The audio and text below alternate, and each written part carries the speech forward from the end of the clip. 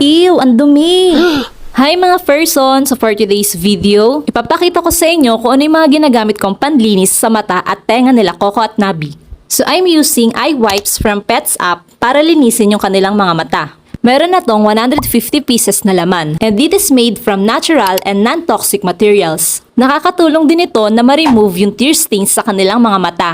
And ito namang collagen ear cleaner from Porens yung ginagamit kong panlinis sa kanilang tenga. Nakaka-eliminate siya ng odor, non-irritating, antimicrobial, antifungal, and it can kill ticks and ear mites. And after that, gagamit naman ako nitong ear wipes from Pets App ulit. Meron din itong 150 pieces na wipes.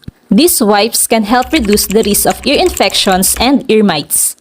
So para mapanatili nating malinis and safe ang ating mga fur babies sa mga eye infections and ear infections, ugaliin natin bilang fur parent na linisin daily yung kanilang eyes and ears.